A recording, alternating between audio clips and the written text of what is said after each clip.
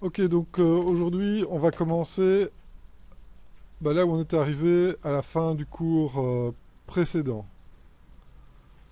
Ok, donc à la fin du cours précédent, on avait fait le sketch de face. Donc votre classe, c'est bien, voilà, B2C3. Et donc maintenant, l'objectif, c'est de passer de la vue de face à la vue en perspective. Alors, on va commencer par un petit rappel des bases de la perspective, un peu ce que vous avez vu l'année passée, mais en accéléré. Alors là, ça va être un peu de théorie, ça va prendre 20 minutes. Vous n'êtes pas obligé de redessiner exactement ce que je dessine, mais vous pouvez le faire, ou en tout cas, je vous conseille de quand même utiliser votre stylet et votre... oui, pas de souci, il y aura la vidéo. Donc, voilà, profitez-en pour dessiner un petit peu et vous échauffer, euh, vous familiariser avec l'utilisation de la tablette. Donc, petit rappel des éléments qui composent, on va dire, la perspective. On a d'abord, donc c'est les mêmes paramètres que la fois passée, c'est une image de 1000 par 1000 avec un crayon en brosse dure de 6 pixels. Et donc, qu'est-ce qu'on avait? On avait la ligne d'horizon, on avait les points de fuite,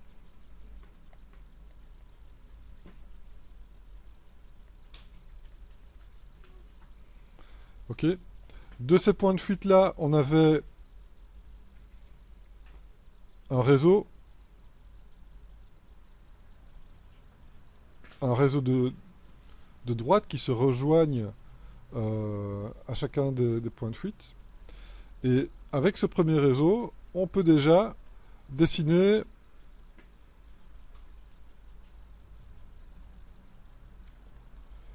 notre première, vous voyez, ouais, notre première face, qui est la face du bas de notre boîte. Ok. Avec Shift, on peut contraindre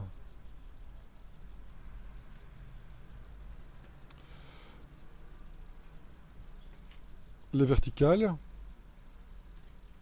Et alors pour les faces du dessus, eh bien on va faire un nouveau réseau. Donc on va décider que la taille de la boîte, ben, ce sera... Donc je la veux à cheval sur la ligne d'horizon. Ici, donc, j'aurai l'arrêt supérieur de la face avant gauche. Et à partir du point d'intersection avec la verticale, je vais vers l'autre point de fuite et j'aurai l'arrêt supérieur de la face avant droite. Ce qui me permet d'effacer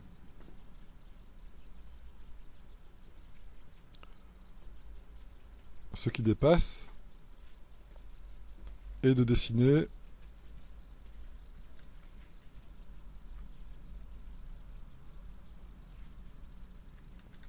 les limites de la face avant gauche et de la face avant droite. Pour trouver la face invisible du dessus ici, eh bien je peux récupérer la ligne, faire aller la ligne ici jusqu'à l'autre point.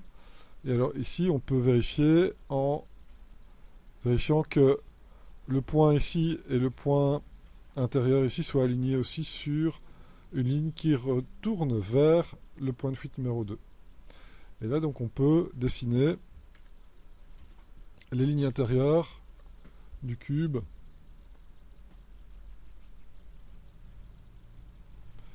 Et pour plus de clarté, on va les mettre en pointillés. Donc les arêtes invisibles, on va les mettre en pointillés par après. Là, je peux supprimer ce qui dépasse. Donc là, je viens de dessiner un cube en perspective avec les arêtes invisibles ici à l'intérieur.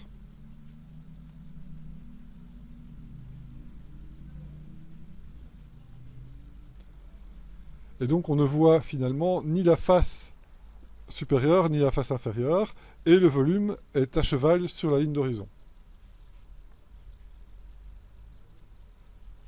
Ok? Alors je vais prendre tout ça et je vais descendre ça ici en bas. Et maintenant je vais faire un réseau qui va me permettre de dessiner un cube qui se trouve au-dessus de la ligne d'horizon. Donc je vais faire un nouveau réseau pour faire la base.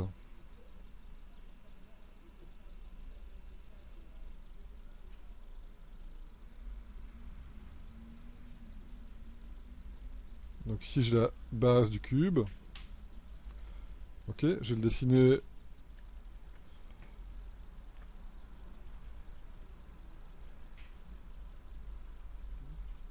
Je dis un cube, ce sont des parallélépipèdes.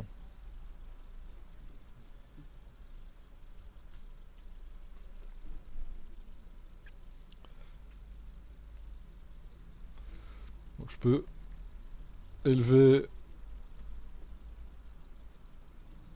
les différentes faces, retourner de l'autre côté ici pour faire le réseau vers les autres points de fuite, pour dessiner les autres faces. Je ne vais pas faire les faces invisibles cette fois-ci.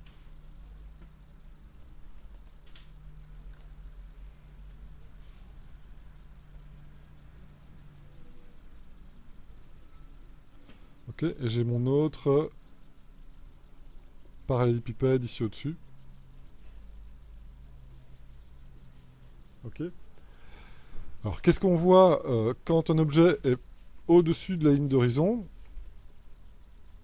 Eh bien, je vais avoir la face inférieure qui est visible. Et qu'est-ce qu'on va observer par rapport à la perspective? Eh bien que plus je vais m'éloigner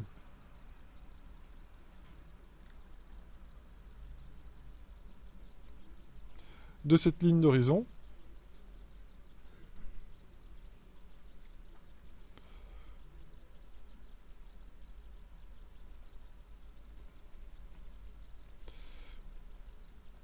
plus les angles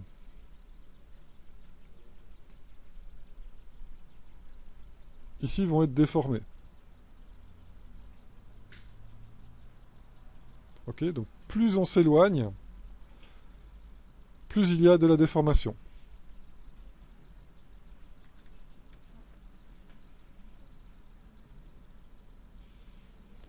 Et ça, c'est l'observation qui va vous aider à bien pouvoir placer vos éléments en perspective. Ok? Alors, au niveau de l'opposé, donc, si on passe en dessous de la ligne d'horizon,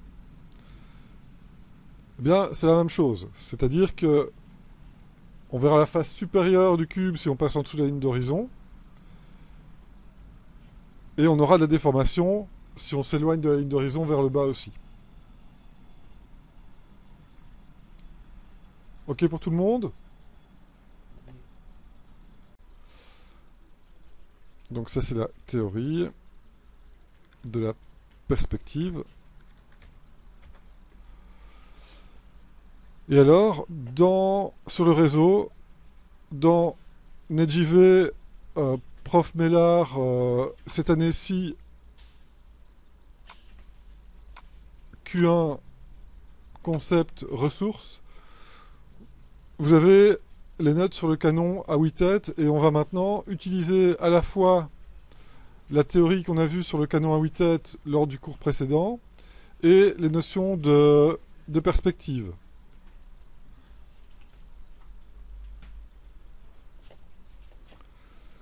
Donc je vais faire un nouveau dossier travail dans Photoshop. Et donc maintenant, on va combiner les deux. Alors comment est-ce que ça fonctionne quand on combine les deux? Donc la première chose, c'est de placer la ligne d'horizon. Alors quand vous regardez quelqu'un qui est face à vous, la ligne d'horizon se trouve à hauteur de vos yeux.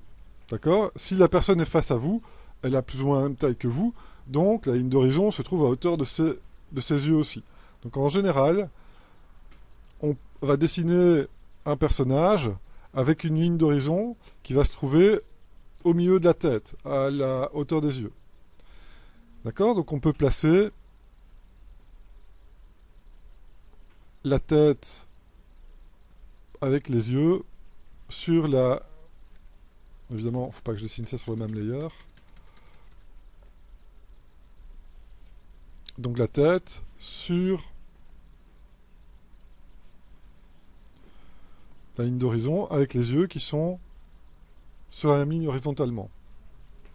Ok, donc là on a une tête, une deuxième tête, une troisième tête, une quatrième tête. Donc on peut dessiner le reste du corps avec la cage thoracique à la tête numéro 3, etc. Ça, il y a déjà le détail qui est fait. Et alors, on va décaler, plus on s'éloigne de la ligne d'horizon, plus on va avoir un décalage entre les différents éléments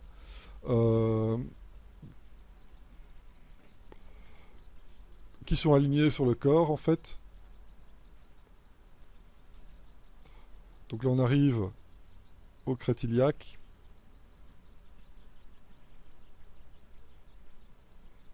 Ici, on est au niveau des hanches. Donc, je rappelle, ici, on a la moitié du corps. Donc, on peut dessiner l'autre moitié du corps ici. On a la longueur de la jambe. On a l'emplacement du genou.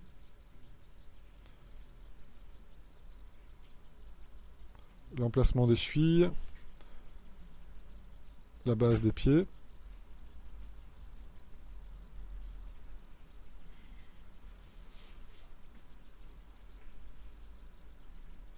Et donc c'est facile de résoudre la position du pied vu qu'on va faire un pied qui est vu légèrement de 3/4 et de haut. Et donc ici le truc c'est d'avoir la base. Donc on a la perspective ici qui est parallèle, enfin qui rejoint toutes les lignes ici vers un point de fuite qu'on imagine hors de la feuille quelque part plus haut. Et alors on va faire l'oblique inverse avec l'angle qui est le même au-dessus et en dessous pour pouvoir poser le pied. D'accord? Et donc on peut continuer le corps en dessinant l'autre genou sur la ligne de l'autre côté. Donc on va avoir un décalage entre les deux genoux vu qu'on est en perspective. Et ce pied-là, on le voit quasiment de face et du dessus.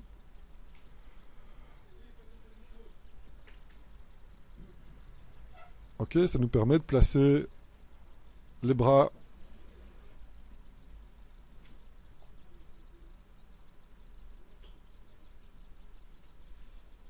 les épaules, les poignets et de placer les mains.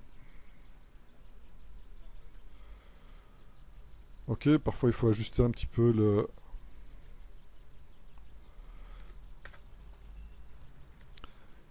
D'accord, donc là on a mixé, on va dire, la théorie de la perspective avec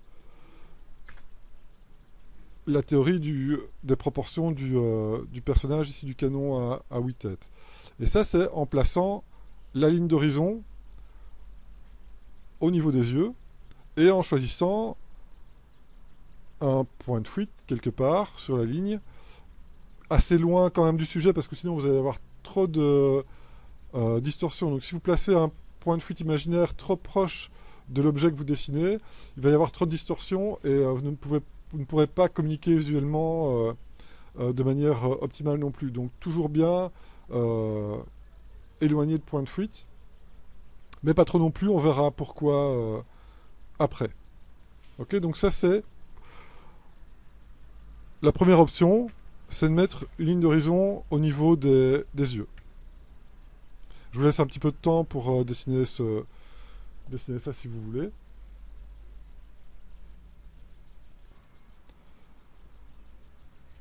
Donc toujours en perspective, je vais changer l'emplacement de la ligne d'horizon et je vais la mettre au centre du personnage.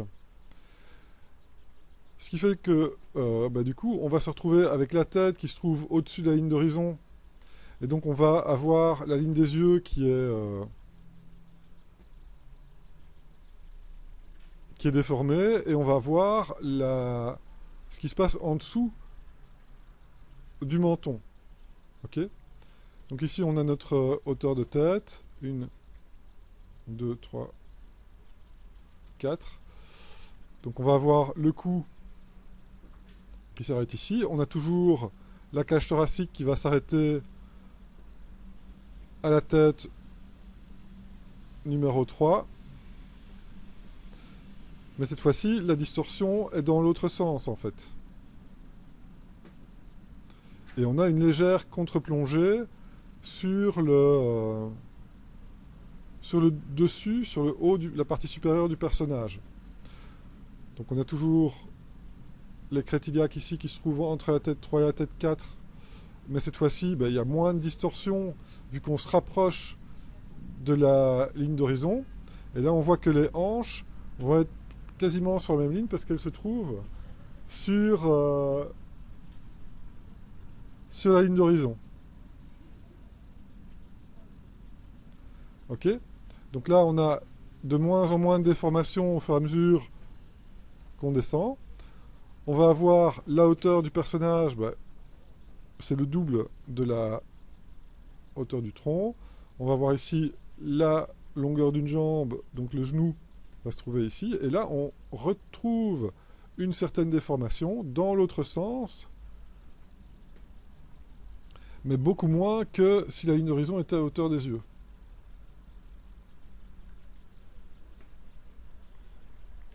D'accord. Donc on va pouvoir placer l'encombrement du genou sur la ligne des genoux.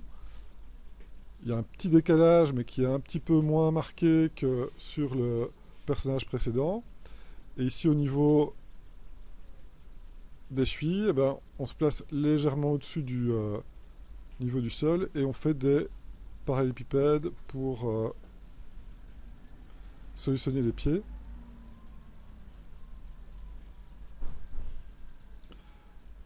Et ici, donc, on aura un pied qui est vu de face avec un léger raccourci aussi. Pour les bras, on suit la ligne des épaules, mais on s'arrête à la tête numéro 3 comme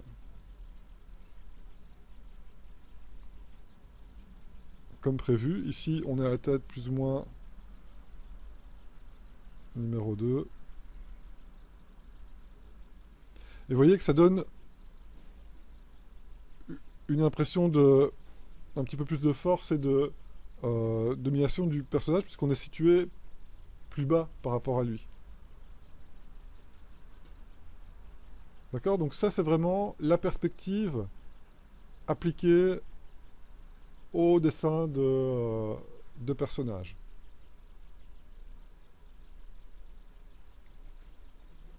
Et donc on peut voir les deux solutions côte à côte.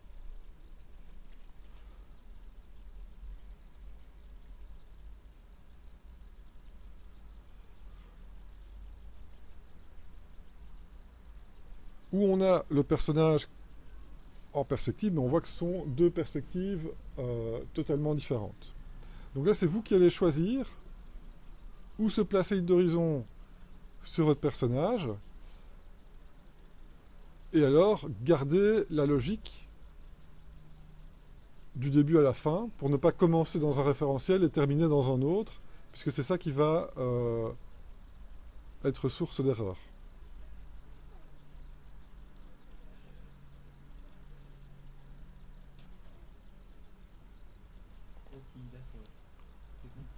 Merci. Alors, encore une chose, si pour vous c'est trop compliqué, ce que je peux comprendre parce que bon, vous avez des niveaux en dessin qui sont différents et bah, vous avez peut-être quelques réticences, etc., ce que je peux comprendre. Alors, vous avez un autre choix au niveau perspective, passage en perspective, qui est possible. C'est de faire en sorte qu'il n'y ait pas du tout de point de fuite. Donc c'est une perspective cavalière, orthogonale, où tous les objets, tous les éléments vont être placés sur une ligne d'horizon. Donc on va se retrouver avec les épaules qui sont sur pas sur la ligne d'horizon, mais sur des parallèles à la ligne d'horizon. Donc on va avoir la base de la cage thoracique qui se trouve sur une horizontale aussi. On va avoir le bassin qui se trouve aussi et les hanches sur une ligne horizontale.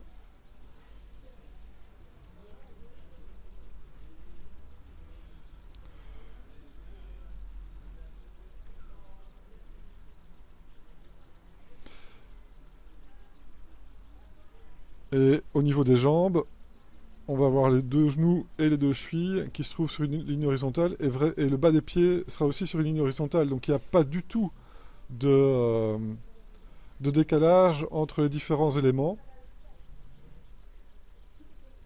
Et là, le pied va être vu de face. Pareil au niveau des épaules.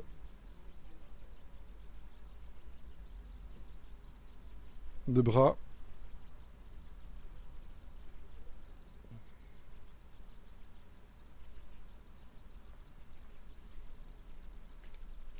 Il y a peut-être un peu trop de distorsion ici en bas.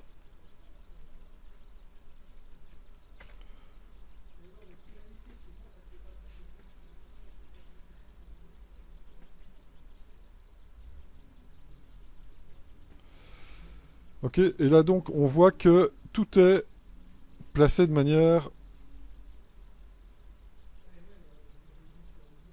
horizontale. Et donc c'est moins complexe à résoudre. Donc ça veut dire qu'au niveau de l'acquisition de la compétence, je ne vous l'ai peut-être pas encore dit, acquérir une compétence, ça vous donne 10 sur 20. D'accord? Pour avoir au-delà de 10 sur 20, il faut montrer un degré de maîtrise. Donc ça veut dire que si vous choisissez ce type de perspective, le degré de maîtrise sera euh, plus important que si vous choisissez une perspective orthogonale. D'accord? Donc c'est-à-dire qu'au niveau point, ben, vous aurez plus de points si vous avez un résultat en perspective que si vous avez un résultat de manière orthogonale. La troisième chose que je vous propose de faire, si vraiment les deux premières options sont trop compliquées,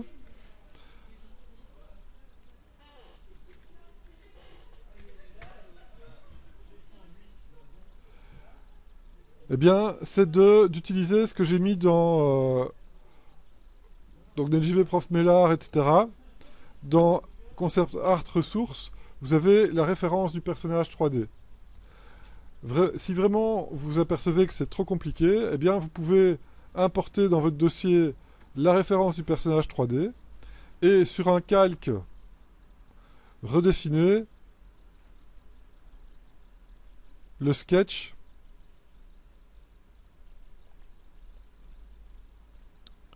vous pouvez directement faire le squelette hein. Et vous pouvez aussi donc utiliser ceci comme référence pour votre concept en 3D. Évidemment, bah, le degré de maîtrise sera encore moins important si vous choisissez ça.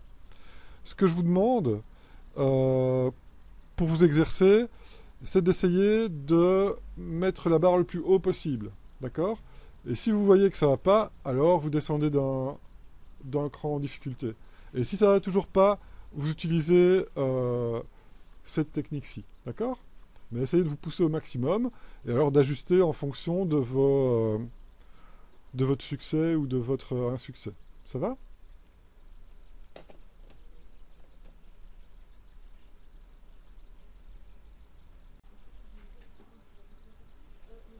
Oui. Donc pour faire des diagonales bien droites, donc c'est l'outil ligne qui se trouve en dessous de l'outil rectangle. Et, et alors, ici tu te mets en pixels, tu restes pas en shape, sinon tu fais du dessin vectoriel. Ouais. Et alors quand tu te mets en pixels, tu peux décider de quelle épaisseur doit être la ligne, ici.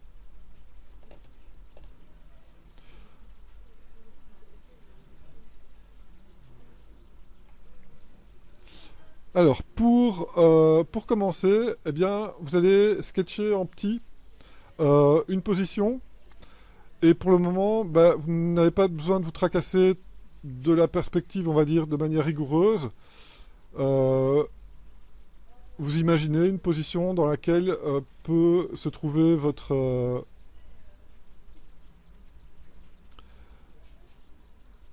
personnage.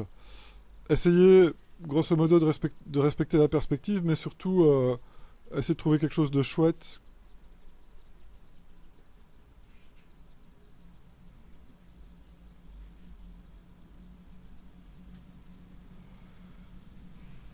Et alors, utilisez une perspective, enfin une silhouette qui est ouverte, d'accord? Donc pas de membres qui passent les uns par-dessus les autres, donc pas de bras qui passent par-dessus le torse. Euh, hmm, ouais, oui, c'est ça. Donc utilisez plutôt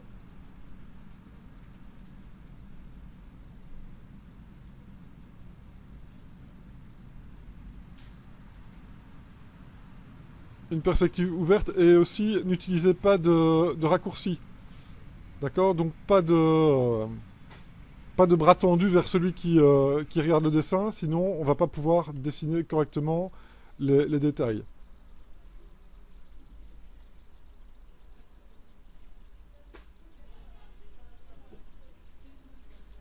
Et donc là, vous faites plusieurs sketchs pour essayer de trouver la silhouette qui vous convient.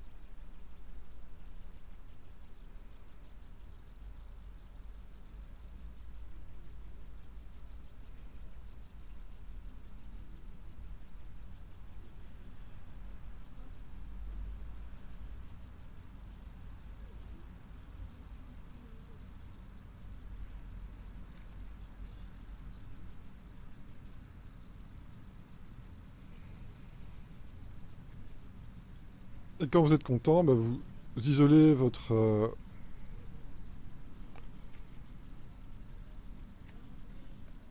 silhouette et vous la placez en au-dessus de votre écran, puisque c'est ça qu'on va analyser au niveau proportion et au niveau perspective pour continuer le travail.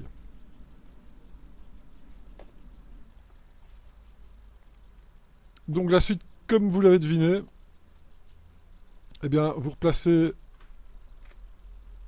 la ligne d'horizon. Oups.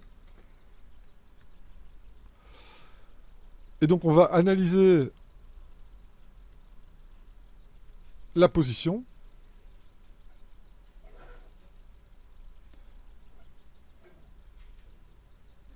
avec les outils de perspective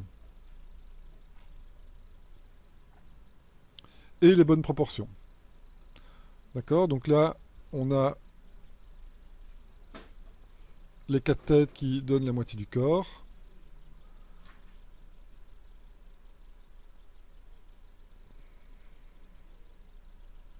Jusqu'à la tête numéro 3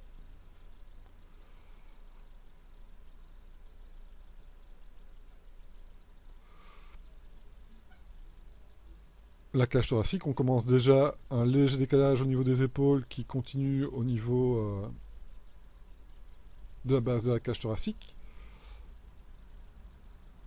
On a les hanches, les crétiliaques ici entre la tête 3 et la tête 4. Les hanches au niveau de la tête 3,5.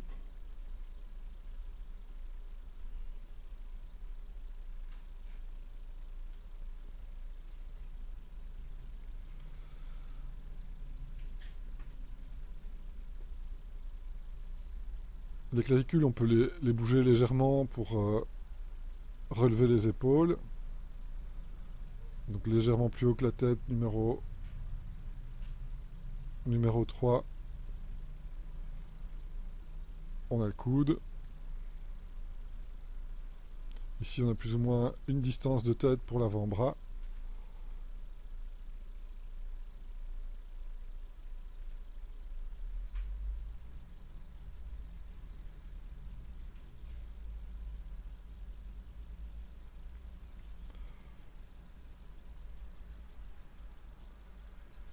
Ici, donc, on a cette distance-ci qu'on retrouve ici. Une hauteur de tête.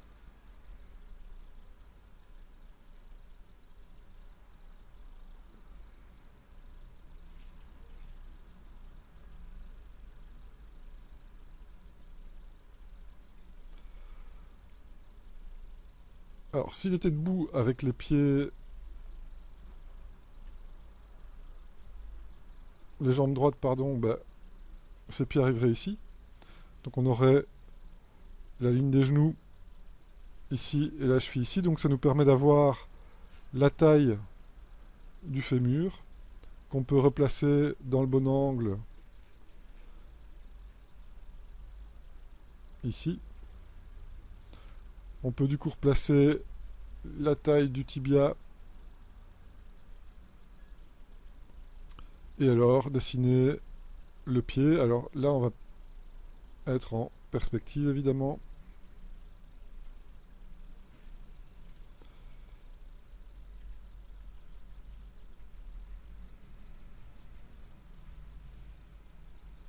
Là je rectifie un petit peu la perspective. On va avoir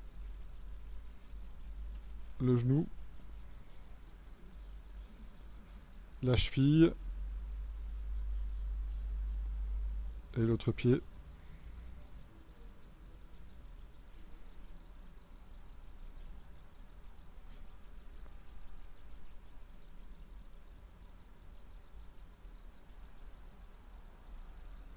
Et là il est quasiment vu du dessus en fait.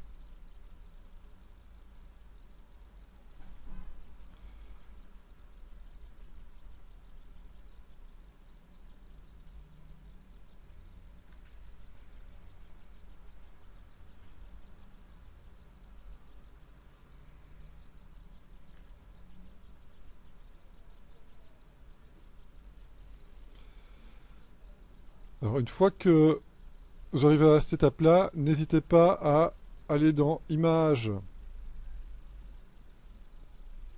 Image Rotation, Flip Canvas Horizontal. Ça vous permet d'avoir une autre vision de votre dessin et ça peut vous permettre de repérer euh, plus facilement certaines erreurs ou en tout cas de faire d'autres choix si vous voulez ajuster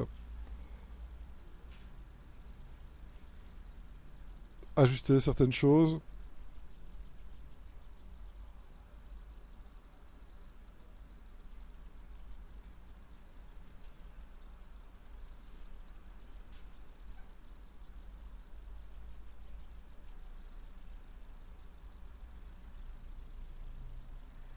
Donc là c'est une alternative.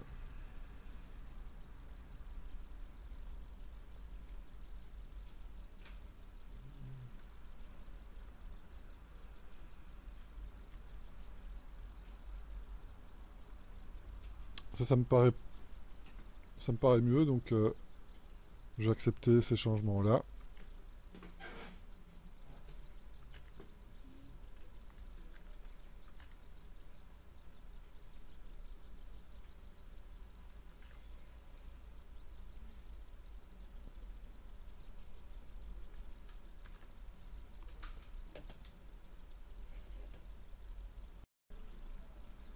par rapport à cette étape-ci,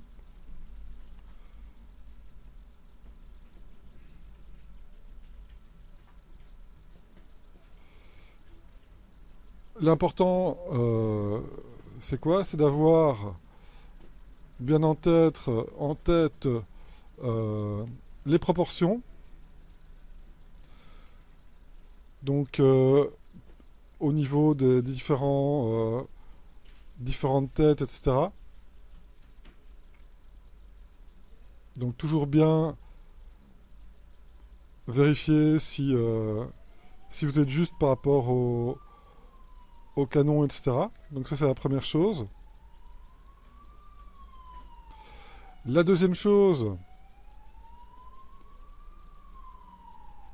eh bien, c'est les lignes de référence. Donc, vous avez la ligne d'horizon, la ligne des épaules, la base de la cage thoracique. Vous voyez, et là, vous avez le réseau de droite qui permet vraiment de bien placer ça en perspective.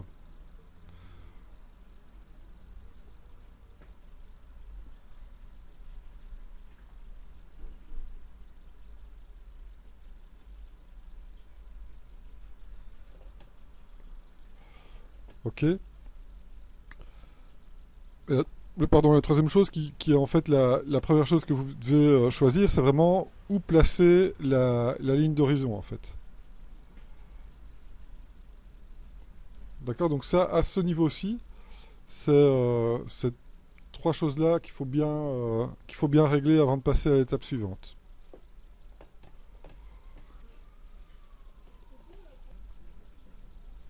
Et donc pour la suite, ce que je vous propose de faire, c'est de placer un calque blanc par-dessus vos lignes, de baisser l'opacité pour que ce soit euh, assez doux. Et alors maintenant, bah, on va faire l'habillage du squelette avec notre propre concept. Et là, comme repère, sur le concept, on va bien prendre la ligne médiane ici du modèle, puisque c'est ça qu'on va replacer aussi en perspective, en vue de trois quarts, et qui va nous aider à dessiner les éléments correctement. Là, pour le moment, c'est encore du sketch, c'est encore des volumes simples qu'on va placer en perspective, mais cette fois-ci, on va détailler un petit peu plus.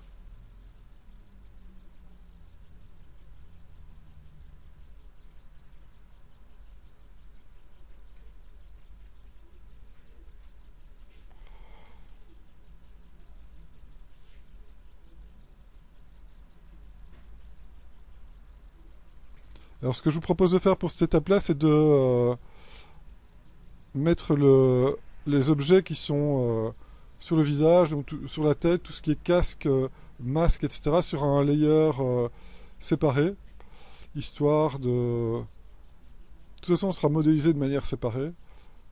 Comme ça, vous aurez le concept de la tête aussi.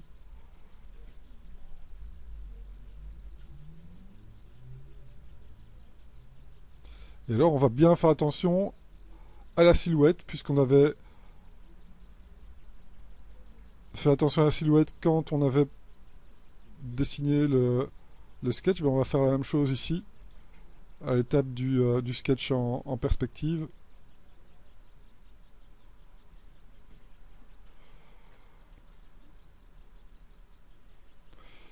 Et alors, bien faire l'habillage des volumes simples. Enfin, générer les volumes simples où on va suivre la perspective au niveau des différents éléments. Je ferai une petite note là-dessus pour que ce soit bien clair.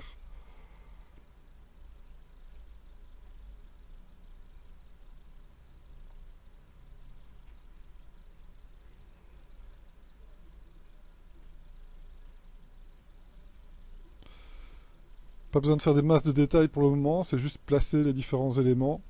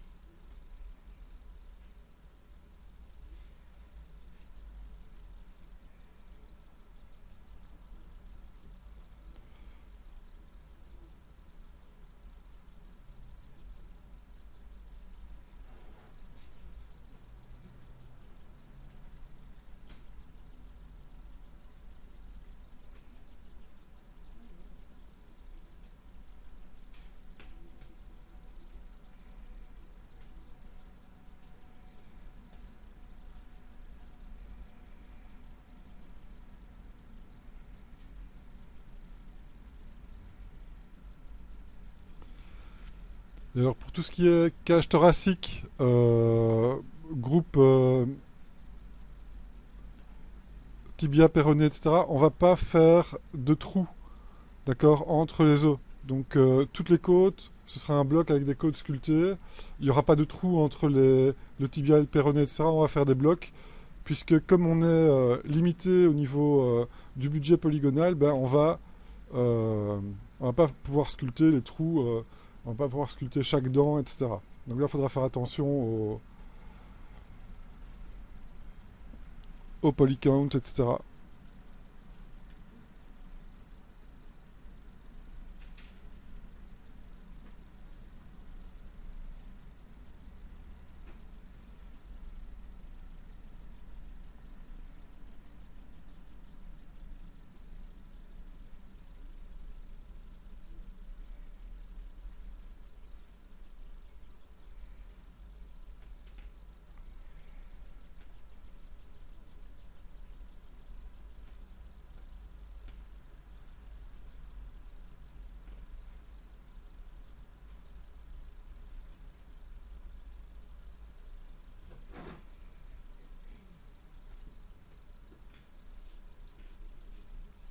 Et vous pouvez encore faire évoluer votre sketch, hein. S'il y a des choses qui ne vous conviennent pas, c'est encore le moment de rajouter ou de supprimer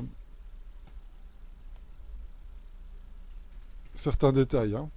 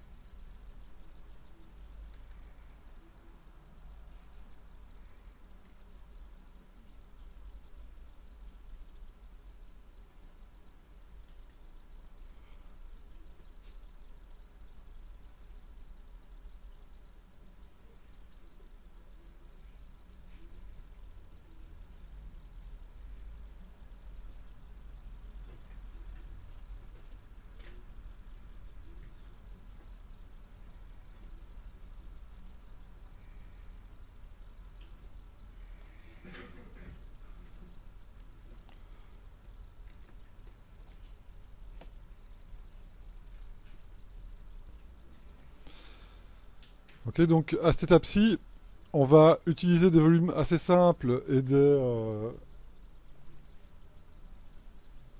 formes pas trop détaillées.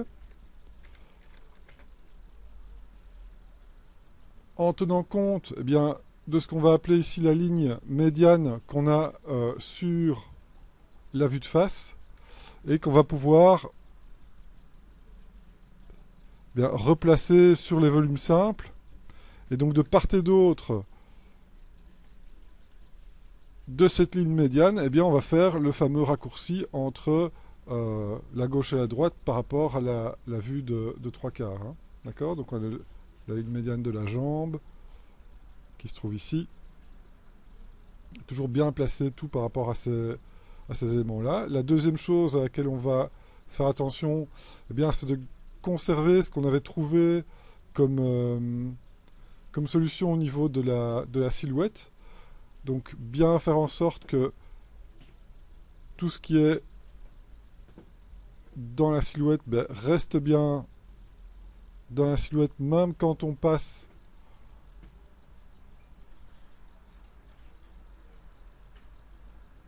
en perspective et en position.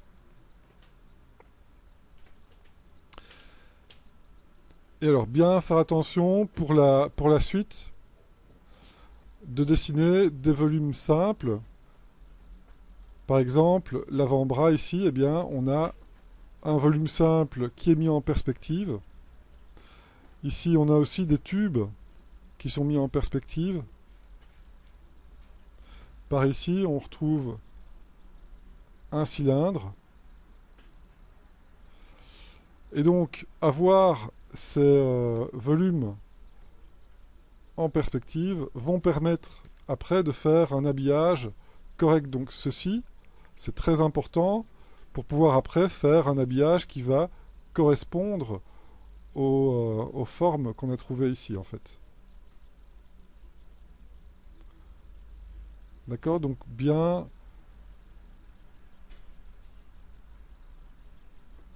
comprendre en volume simple ce que vous avez fait comme forme.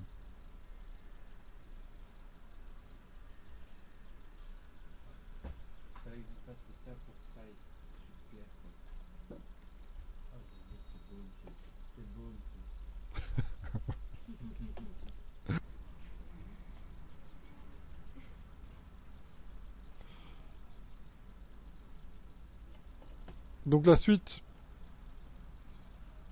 eh bien encore une fois, on va exploiter les références. Je vais remettre encore une fois un calque blanc que dont je vais diminuer l'opacité, rajouter mon calque de travail et finaliser avec les références les derniers détails. Et alors là maintenant, ce qu'on va implémenter, c'est vraiment tout ce qui est détail de plis, etc. D'accord? Donc bien faire tout ce qui est plis. C'est encore du sketch, hein, donc vous n'êtes pas obligé d'avoir quelque chose de bien propre, mais au moins de bien avoir vos silhouettes bien marquées.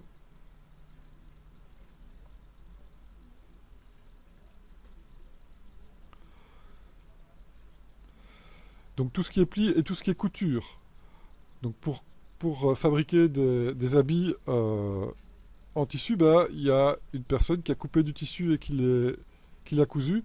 Eh bien, pour éviter l'aspect 3D et ancrer le modèle dans un monde réel, eh bien, on va faire aussi tout ce qui a servi, modéliser tout ce qui a servi à la fabrication. Donc très important de marquer tout ce qui est couture, etc.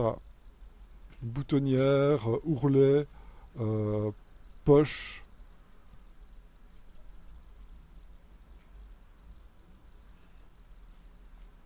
C'est ça qui va faire oublier l'aspect 3D, justement. Qui va faire, oui.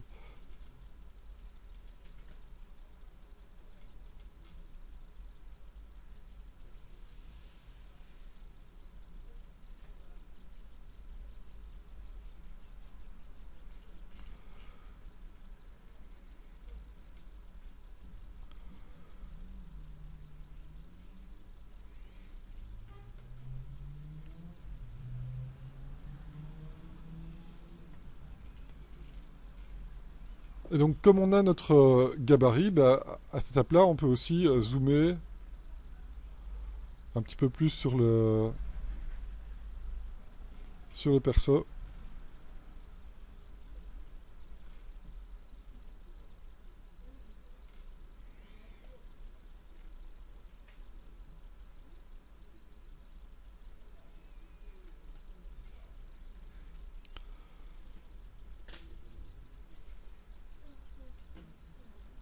J'avais pas pensé que les actions, ça pouvait aider aussi à bien voir le personnage.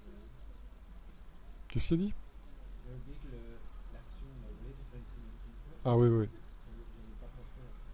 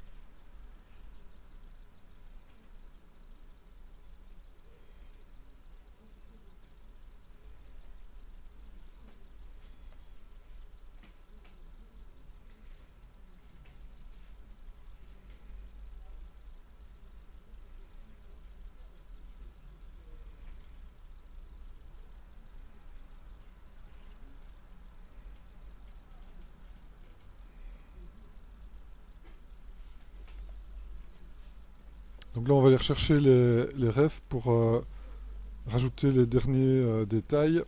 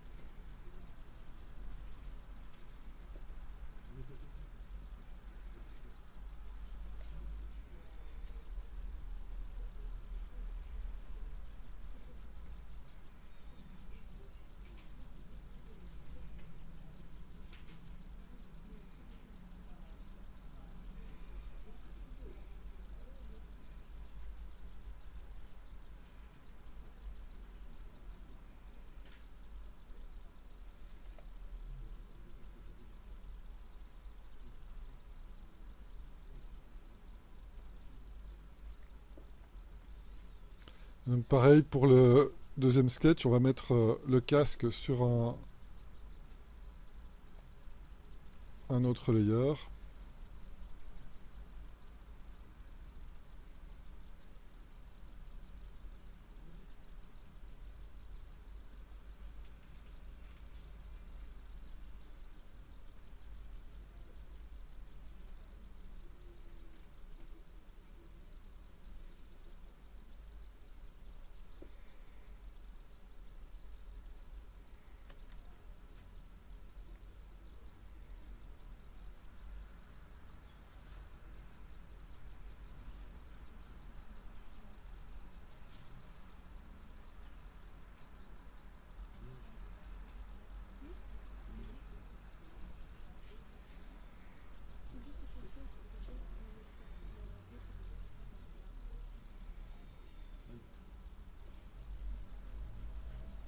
Ok, donc l'objectif c'est pour le cours prochain, pour le début du cours prochain, c'est d'arriver donc avec un sketch avancé où on est passé du personnage en vue de face au personnage en perspective et en position.